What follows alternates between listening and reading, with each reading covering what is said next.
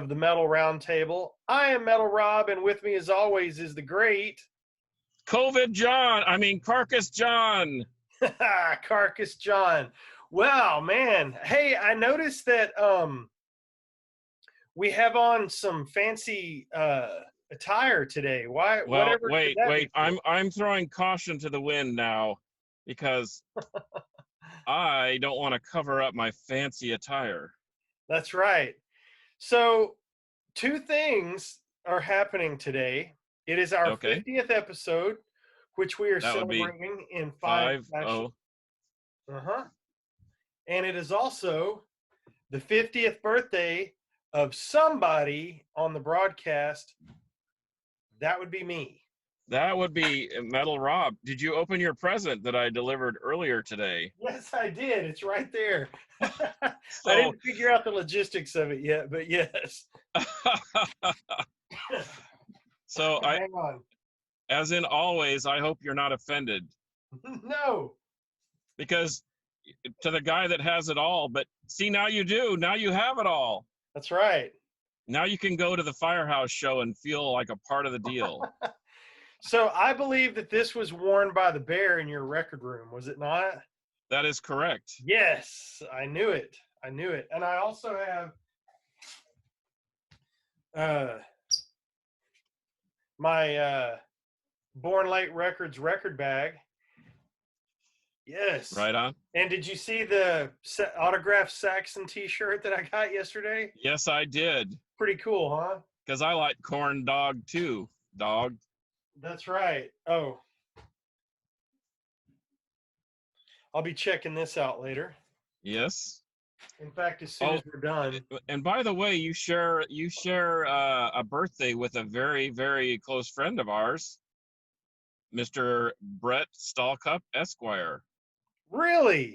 Yeah, it's his birthday today. Oh my gosh, I didn't know that. All right, well, I'll text that dude later. Yeah, you need to text him and let him know happy 70th, or I don't know how old he is. He's not that old. He's a little older than I am though, believe it Is or he? not. Yeah. Okay. It's hard to believe being that old that you'd still be out and about walking around, and he's still killing it with Yeah, every fiber of his being. He's awesome. He's got his shit together better than we do. Well, let's just say he makes more in a month than we make in a year together. That's right. That's right. I am sure that's right. Yeah, Oh he's man, well, good dude. Do you have any shout outs before we get started on our 50th episode? No, other than to Brett and I mean, these are weird times, and so it's hard to get out and about. I did have a drive-by record purchase from the glorious Docs Records.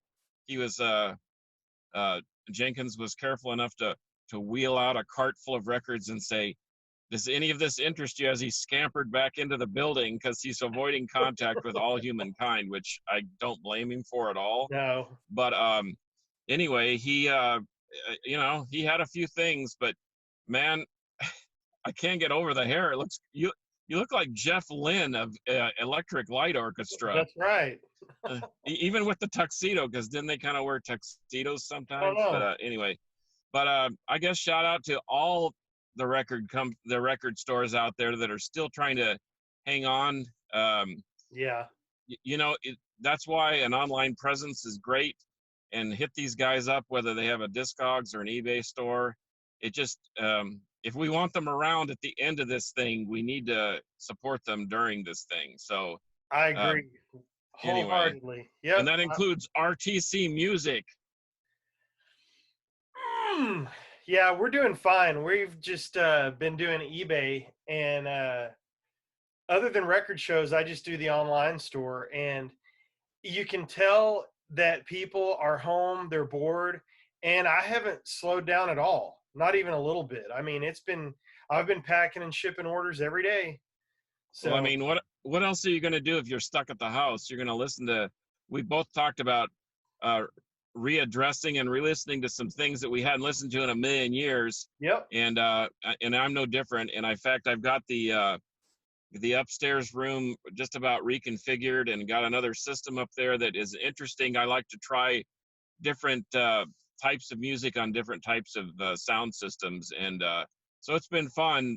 Not quite there yet, but Right. since I'm an essential person, um, I've been busy. I've been busy as a one-handed man at a guitar stringing contest, and it's just taken up a lot of my spare time.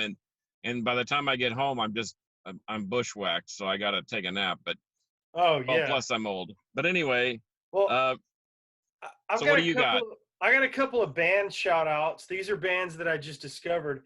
There's a band called Them, as in the King Diamond album Them, Right? and it is complete King Diamond worship. It is theatrical, and oh my gosh, if the king handed the torch to someone and said, "Carry on my legacy," it would be these guys. I am absolutely enamored with it. I've ordered all their stuff that I could find. Um, and also, and I don't have it handy. I've got it sitting over there. But I also picked up a band called Spell. It's you. I think you would dig this. Being an Osric fan, it's very atmospheric, psychedelic metal. It's really interesting. I'll let you borrow these so you can check out Spell. Right on. I found them on Bandcamp, I think. Yeah, I found some cool stuff on Bandcamp too, including an Osric-like band called Grace Rooms, all one word. And speaking of the weird and psychedelic, um, Liquid Sound Company, our buddy John Perez, is just about finished with their new record. It's going to be amazing, and I hope that my artwork for the cover is equally as amazing as the music. So we look Mm-hmm. forward to that. And so, you know, when all else fails and you're hunkered down in your house, you might as well be creative Right. and check out the stuff that you already got. So, Yep. um, So I've but got a, man, I've got a funny. I miss going to shows, dude. I know, man. Tonight was supposed to be the Satan Night Demon Haunt, and somebody at Gas Monkey Bar and Grill for my birthday, but that got canceled, obviously. Of course. But cheers to those guys. Hopefully they make it through and uh, survive all of this.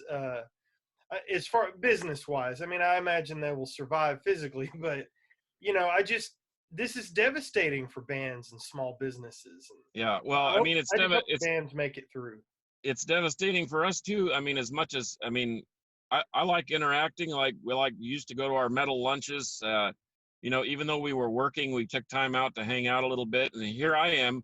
broadcasting from the parking lot of a truck stop because I'm in between jobs because I'm working and Right. there's just no time at the end of the day. So Right. I'll love getting back together where we can hang out For sure. in the same room and interact and Yeah, it's just it'll be fun. This is weird, man. It's been many transitions, but before we get to, I have a story, and then we will get to the topic of episode 50. And the topic for episode 50 is we're going to do kind of a recap of just the show and kind of how we met and what we've done. But I have a funny story for you that I may or may not have told you some of this already. So back in '86 or whenever, Iron Maiden's Somewhere in Time album was out, and they put out, I think it was the single of Wasted Years, had on the back of it a song called Reach Out.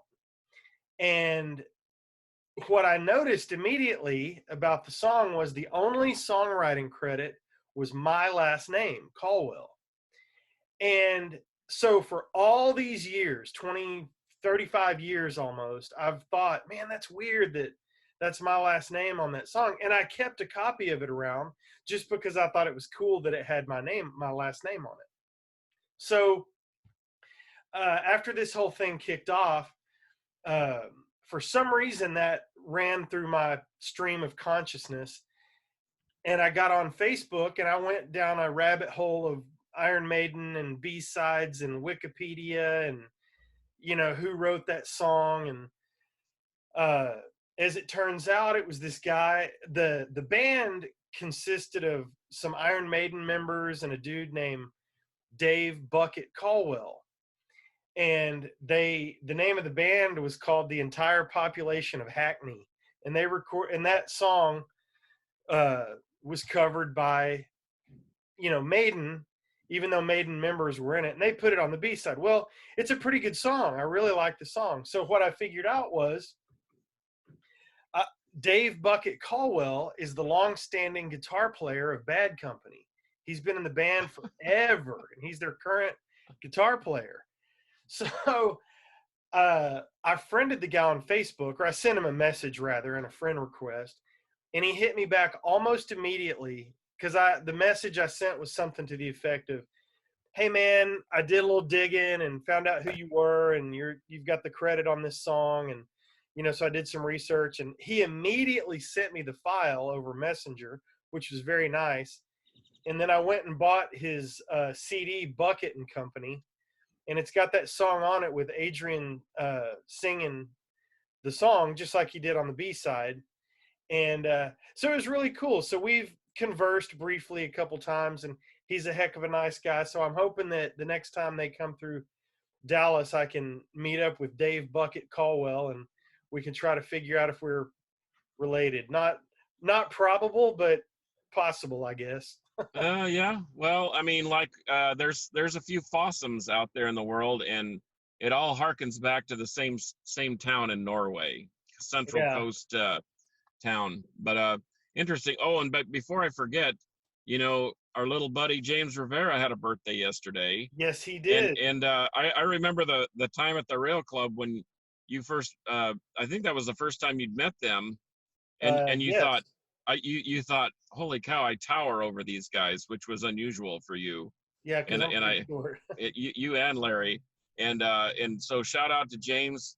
We have already mentioned him as one of our favorite singers in our last episode, and he's Yep. still hitting the stage with full force, Yeah, and happy birthday to James. He's small yep, in stature, but he is a big in larger than voice. life force. Yes. And man, can his compadre ever riff? I was listening to that Santa Obscuridad, and man, it is a blistering record. Oh yeah. Yeah. The numero dos. Yeah, it's good, man. It's really, really good. And I like that they didn't change the artwork. They just made one black and one white. I Yeah, think that I was thought that pretty was, hey, well, simple but genius. So, well, let's move on. Episode 50, our topic is just going to kind of be a recap of what we've done so far. And for a lot of people that don't know, um, the reason that we are doing this and the reason that we uh, have got 50 episodes under our belt is because of a cassette deck. Do you remember that? yes, I do. I had a Nakamichi RX 202 breakdown, and I didn't know who to fix it. There's very few people that fix that stuff anymore, and so I walked into to Born Late Records and asked Henry. I said, "Hey, you just happen to have a cassette deck laying around? Mine's in the shop." And this voice from beyond, It uh, was something the like this.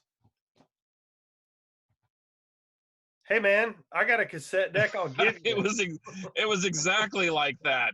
And I turned around, and there's my little buddy thumbing through the new releases over by the poster room, and I said, "Really? You got it?" And he's like, "Yeah, just meet me over here, and I'll, and it was like, I don't want to say it was like a dope deal, but he opened his truck, and he had all these pieces of audio equipment, and I thought it's almost like the guys in the white van and the speakers, except I could actually trust you. Yep. You had an air of trust about you. So yeah, that's where it all started, and we've traded records and traded audio equipment, and we used to do our metal lunch frequently, like once a week, and we thought, heck, we should just do this live and see if anybody cares, and if not, hey, we're still just doing our metal lunch. So Yeah, and after 50 episodes, no, still nobody cares. It's still great. nobody cares, but you know what? Neither do we, because we're just going to keep doing them, That's right. Unscripted, unrehearsed, just like we like it, man. and unedited. Unedited, yes. I think we've edited in the 50 episodes. I think I've edited out uh Oh, one Well, we thing. got it. We One, got one, an interruption during an interview once, and I just took that out. Nobody said anything wrong. It just completely derailed us, and I edited that out. And I and I edited you once, but we're not going to bring that up. okay, yeah, we won't bring that up.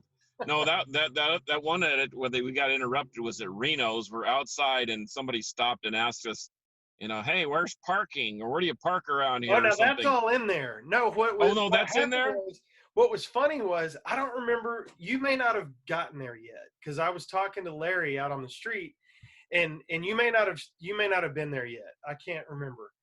Uh, but this dude rolls up and is like, "Hey man, do y'all want James? I can get you James right now." And blah blah blah blah. Well, I didn't know who he was. What was their freaking roadie guy that's been with them Oh, that forever? guy. Yeah, yeah, So it yeah. I remember. totally it totally stopped me down. I got completely distracted, and Larry's like, "No, we're good. We're good, you know." We're And good. I Go didn't know who away. that was. I was talking about Nam and Jeff Lewis or Loomis. Yeah. I, so I didn't know who that was. So I edited all that out, and then I go to the next show to see them, and there's that dude, and I'm asking somebody, "Who is this guy?" "Oh man, that's our road guy. He's been with us forever." And I'm like, "Oh my gosh, you got to be kidding!" So I Oh edited him man. out of the show. But Oh yeah, well. man, I remember what our first episode was. Do you remember what it was? What got us into metal? That's exactly right. Yep. All right. Yep. And I can still remember talking about Kiss Destroyer and ACDC Back in Black as my two gateway drugs, if you will. Yeah, mine, back in when I was growing up and starting to buy music, I mean, Deep Purple and Ted Nugent were considered heavy metal. And Right. so, and I remember always looking for something heavier and faster. And, and so when things like the Sex Pistols and GBH and some of those early punk crust, whatever discharge bands started happening, I thought, hey, this is kind of cool. And ironically, while I was working on my record room over the weekend, I watched the documentary Get Thrashed, and they Hmm. talked about this connection between uh, thrash and death metal and punk crust and whatever, and how they all hated each other, but then at some point they all had such uh, similar moving parts to the genres that somehow they became friends. But my gateway was kind of through that dirty, grungy punk side of things, mixed with a Hmm. little Deep Purple, Ted Nugent. Well, heck, even Aerosmith was considered heavy metal. Right. And and I guess in the long run, I have a friend that was a comedian for a long time, but his angle was you could make he would pass the hat. You'd go in to sit down at your table. You could write your favorite song and your favorite genre of music, and then he'd draw out of the hat and he would play "Don't Stand So Close to Me" by the Police as a country song, or "Stand by Your Man" as a heavy metal song, or something like that. So that was his whole gig, and his premise was you can make any song into any genre that you want with a little bit of creativity. So Yeah. um, so I can see mixtures of elements in all types of music. Oh yeah. Even guys like Sturgill Simpson, who is known as a country artist, but some of his stuff is really pretty heavy and pretty rock and roll. So anyway, I really don't care about classifications or genres of music. I think some are easier falling into whatever Yeah. genre you might or classification, but man, I just like if it's good, I like it. I That's the agree. bottom line. Well, I'm going to run some of these down. I'm going to go very, very quickly, and then we'll stop at a couple of highlights along the way. But episode one was what got us into metal. Then we talked about our first concerts. That was a good one. That was a good one. We talked about metal radio. We've talked about band lineups. We talked about Pantera. Hellstar was episode 6. And through you, I've gotten to know the guys in the band. So I'm very appreciative of that. That was just, if you had told 15-year-old Rob that I would be staying at Larry's house one day and hanging out in the green room with those guys, I just wouldn't have believed you. But uh episode 8 was where you read that list of about 8,000 live albums. Hey, That's pretty you funny. asked me, I told you the truth. You did. We have gone through Van Halen, Kiss, what we like to see on the merch table. We talked about box sets, Santa Oscuridad, the Larry's band outside of Hellstar. I was lucky enough to be at his place for that interview after their first show. Um, one of my very favorite things that we did was get to go see Unearth at the Warp Tour. Oh, That yeah. was awesome, man. That was Yep. fun. And we'll circle back to some of these. I went to the Heavy Metal Shop in Salt Lake. Episode 16, I forgot to introduce Gene Hoglan. But he introduced himself, so that was okay. He did. He made up for my idiocy. We have talked about everything from best singers and frontmen, concert reviews, metal books, Judas Priest. We went to Born Late and interviewed Henry. Hey, that Judas Priest episode was pretty chippy now, wasn't it? Didn't we have a follow-up to that? Yes, it was, because we left out Stained Class, right? Right. Was that? Did I? Yeah, and then we had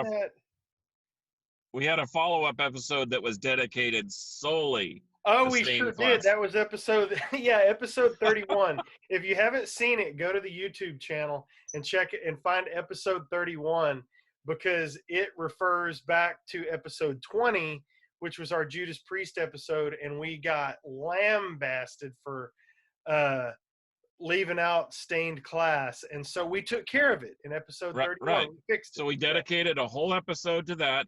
And the irony is Stained Class is one of my top 2 or 3 Judas Priest records, and I can't believe we forgot about it. But when you're talking about a 20 or 30 albums in the catalog, I mean, gee whiz, you might miss one. Yeah, you're gonna miss one. Well, and I didn't have them all on hand, so sometimes but we made up for it.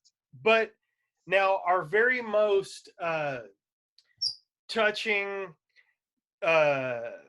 moving episode for me, where I actually got shaken up a little bit and got cracked voice, was when in episode 22, when we went and talked to the great Bruce Corbett only 6 days before he passed. Yeah, and I still blew me away. Struggle with that one. I have yet to make it all the way through to the end. I just that conjures up all these feelings and emotions, and the fact when he pulled me aside and the things that he said to me, it just, man, it's heart-wrenching. But it just, once again, fortunately, we have a compilation of his greatness. Yeah, we do. Records and tapes and memories and concert experiences. But what a man, that was heart-wrenching, and it still is. And like I said, I still have yet to make it to the end of, and I typically watch these just to make sure that, I mean, I know I'm a doofus, but I want to make sure I'm really not a super doofus. But and I try to correct those issues, but I still can't. That one's just too much. And boy, I've had a lot of positive feedback on people saying thank you. We just didn't realize how grave the situation was. They enjoyed hearing those final words, and it just you're right. That one was the most heart-wrenching episode ever. Oh, hang on, something's gone amiss here on my computer. There we go. Okay. My mother's trying to call me on my birthday. And tell her to wait, doggone I know. I'm like, we're in the middle of a show. So that one was tough for me. That was the one and only time I had ever met Bruce or even seen him in person. And for him to let us into his home like that, and for Gina to let us into her home like that, it was so personal. It was so private, I thought, and I wanted to be respectful of that. But Bruce really wanted to do it, and that's the one thing I want to remind everybody of. Bruce wanted to do that. There was no kicking down the door on that deal. He had something to say, and we gave him the opportunity to make his peace. Oh man, I was scared to death going down there that day, and I remember it was kind of last minute. It was touch and go on, when we were going to be able to get down there and if we were going to be able to. And then if I hadn't had that signed record cover that I got from my buddy Phil at ZT Records, I didn't know what to talk about. I was so nervous, but man, You we you got talk there. about you talk about the perfect storm, man. Yep. And That couldn't have been any better introduction for you to him, and it gave him uh, basically joy. yeah, he was very peaceful about it. And He was uh, happy to see it. It got a good laugh from everybody, and we had yep, Mighty Mike Taylor from Rabid Flesh Eaters. We had Scott Shelby there. I yep. can't remember. It seemed like we had others, but those two guys in particular were sitting close by, and we all kind of Well, chuckled. well, Scott And rescued the episode because I got so nervous and so uncomfortable with. I just was really nervous because Bruce's situation was so dire, and it was just gut wrenching to see him like that, even though he was so sweet to us. But I got tripped up, and Scott just completely saved it. He yeah, just jumped right in and was really cool about it, and we kept on going. But so I feel very fortunate that we were able to get Bruce's interview done, and then after that, man, we have been through Iron Maiden, Metallica, Sabbath, AC/DC, Megadeth, Slayer, Doc, and Ozzy, the Stained Class episode. And right after that, we met the house band of the Metal oh Round yeah, Table. Well, I did. You knew them, but I didn't know them. yeah. And the Greatness to Forebode, Eddie and TJ came down, and I remember you convincing me, because I take convincing for guests Yes, that I've never heard of, and that took a little convincing. And you're like, no, come on down, they're great dudes. And uh, I remember the thing I remember the most about that day is I had been so busy that I hadn't been able to check out much of their music. I had just listened to it for a couple minutes, but on the way down, I listened to it so I would kind of know what the hell I was talking about. And I got there, and it was just off like a shot. It was just perfect. yeah. Well, Such good dudes. and I met Fast Eddie at the War Beast Memorial. He pretended like he really admired my artwork, and he might very well. I don't Oh, I know. didn't. Oh, he was there.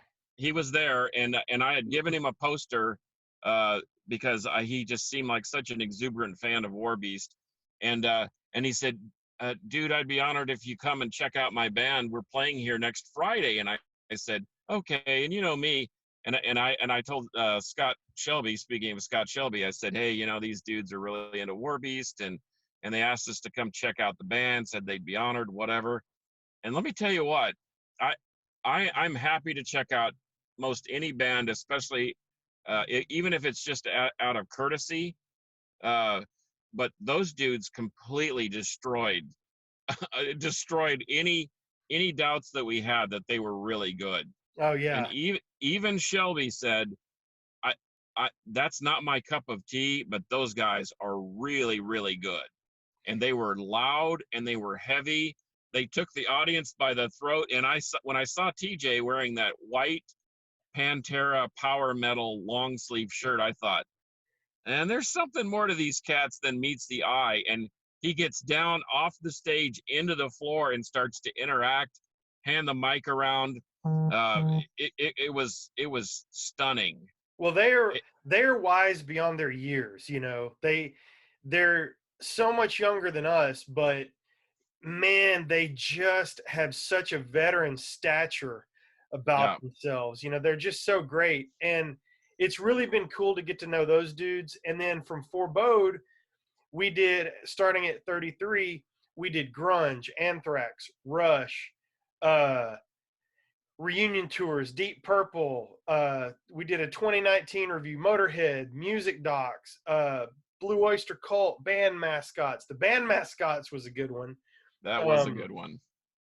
Texas International Pop Festival and Queen, the story, my lady from work had that story. That was awesome. She was awesome, and I know She she was, was nervous as a cat Yep. around a pack of dogs. But you know what? She pulled it off, and man, what stories that Oh, she delivered the goods, man. She's a badass. That was great. And we did bands we saw they before they were famous, and then episode 45 we had CJ Ortiz, the Metal Motivator. geez, that Um, was awesome too. I got a couple Metal Motivator shirts in the mail the other day, as I continue to try to support my metal brethren out there. And then we did Dio, ZZ Top.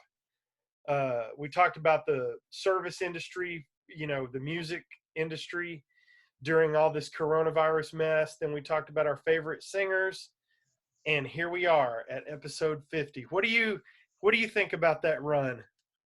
I think it's a pretty good run. I'm ready for episode 100. So Yeah, I don't see us slowing down, viral or not. I think that, and you know what?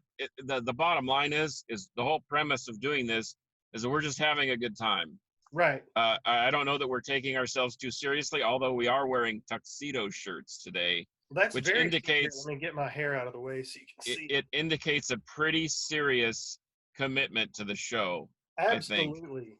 But you know what? We're having fun, and It's a and formal and that's event. the beauty of music, is we're seeing as we talk about it how it connects us to other parts of the world and other types of music. Right. I mean, just our house band, we keep talking about it, Forebode. Look what that's done, where it's connected us, and now I've gotten to know Gigi of Doom, the bass player Guillermo, and he's got connections in Boston that are starting to call on me for artwork, and I'm starting to listen to music up Yeah. there, and Yeah. all because I said yes, I'll come check out your band. Yep. And that's the beauty, that's the connecting factor of music, is the fact that it's about creating something cool and having some fun.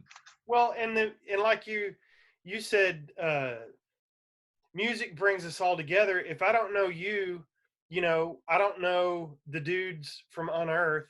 I don't go see that show. I don't know Chris. And without you, I don't know the guys in Hellstar and Forebode. And without musical curiosity, I don't message Dave Caldwell and get that CD and learn the whole scoop on that thing. And we don't get to interview Gene Hoglan. And I mean, it all brings us together, and we all like to sit around and swap stories about things we've done and people we've seen. And we're all collectors at heart. We're all fans and enthusiasts at heart. And it's just a great, big, fun metal brotherhood. Frazier that comments on all our stuff. I've met Frazier. I love Frazier. There was a guy in McKinney that knew about the show. And I saw him at Hell's Heroes in Houston, uh, it's just so funny how we're all interconnected. And if you're watching this and if you've made it through our 50th through to our 50th episode and you're watching this, we appreciate you so Absolutely. Anybody that has ever reached out to us. Justin Harris is always sharing our stuff, and your buddy that's doing our Twitter blasts and all that. Brian Stevens, Brutal Yep. Brian. Papa Wayne. I just can't say thanks enough. We're still, small time dudes doing a small time show, but man, the connections we've made just with our goofy little show have been tremendous. And it just makes me giddy to think about, what we'll be able to do in the future once things normalize again. Yep. Oh, Yeah. in Monkey Butt at KVGI. Good grief. Dude, and I, as much as I love the fact that we were in the studio, and obviously that's not a safe thing to do right now. So Right. we're going back to our roots and doing this, even with a little extra technology. But man, that was that whole experience too. That part of our show Yeah. was really very, very cool. And you know what? It just proves that. And what did he just sort of randomly said? Yeah, come on down and check out the studio, and away we went. Well, once again, it's one of those things that just, the cosmos or the universe or whatever you want to say worked out. I bought a CD collection from the guy.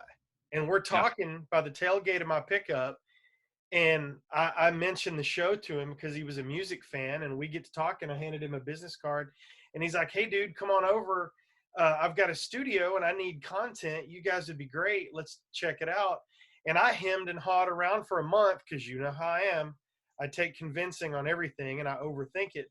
But uh, he got us right into that pro studio, and we did great. And then Monkey Butt will be back. I'm not ready to reveal everything, but things have changed. Our relationship with Monkey Butt and KVGI has not changed, but the logistical portion of it has changed, and he's had some business changes and some different things like that. He's transitioned through a few uh, things business wise, but you'll see Monkey Butt again, Well, and especially let's once we just and normalize. let's just say, moving forward with Monkey Butt as our engineer, still, I won't be broadcasting from my car. There's a Well, good chance that that won't happen again. there is a good chance of that. And even though we could probably take some safety measures and broadcast, in the room here, in the room at your place, I think it's just for the best. I think we've done the right thing, and we've been respectful of each other's space and trying to do the right thing and be safe. I would rather err on the side of caution. And but anyway, the long and the short of it is 50 episodes. Yep. I look forward to the next 50, the next 500, however it is. Yep. Um, I you agree. know, I love you, brother. You're the man. I love you too, man, because you know what? And it seems it's so weird how you talk about the cosmic connection and all that. There surely seems like there are some people that you feel like you've known forever, which lends me philosophically back to some ideas that I've had that we knew each other before we came here, but I won't go down that road. But it sure feels like, because someone asked me the other day, how long have you known that guy? He seems like your little brother that you've grown up with. And I said, Yeah. well, Like funny you 2 should years, say that, because he sure 3 years. feels like my little brother. And now he's got hair, and I'm kind of digging the hair, man. You might have to wear that every episode. I'm not going to lie Because to you. It's hot and itchy. yeah, but I can tell you right now, Joey Belladonna's got nothing on you, boy. That's right. Die for the Indians. There you go. Perfect. Anyway, I got nothing left. I mean, unless you No, want to just man. keep talking. I Uh, just I enjoy being with you. I enjoy being around you. We've had a really good time. I do look at you like a brother. We've been through a lot professionally and personally together, and we've swapped so much music. Oh my gosh. You've turned me on to so many bands. I'm thankful for your friendship. I'm thankful for the show. I'm thankful for uh gosh, I dare even say fans? I can't even bring myself to think that there are fans of the show, but anybody that has watched and participated in any way, whether a guest or a fan of the show, man, I love you, and I mean that from the bottom of my heart. It's been so much fun, and we're gonna keep on pedal down, man. yep. And in one word, the Spanish speakers out there would say igualmente, which means ditto to what you just said. All the above. I feel exactly the same way, and I say it with mucho gusto, because man, this has really been awesome, and I can't wait to see how the future moves forward. And like I said, it hasn't been so bad broadcasting from my car, but look for the future, because it's going to get better. Yeah, Uh, yeah. but Thankful for technology. as always, that's what the comment section's for. Yes. I encourage everybody that I talk to, because they, like my brother-in-law, Terry Sullivan, shout out to you for making my sister happier than she's been in years and years and years.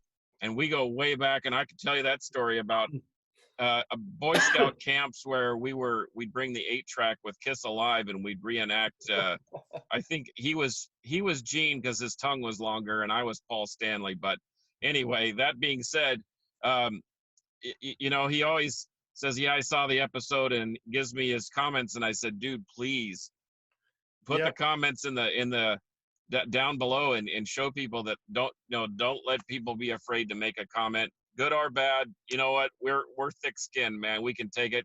We're Yeah, not we can. always right, i.e., the Judas Priest episode, but And sometimes we forget we're not perfect. We're just human beings. But man, thanks Having a fun. million. Look forward to the next 50, the next 500, the next 5,000. Who knows? Yeah, brother, I'm with you. And signing off until next time for episode 51. We don't even know what that's going to be yet. But as always, until next time, you know what to say. Metal Metal will will prevail. prevail. Take care, guys. We love you. We'll see you for 51 soon. Peace.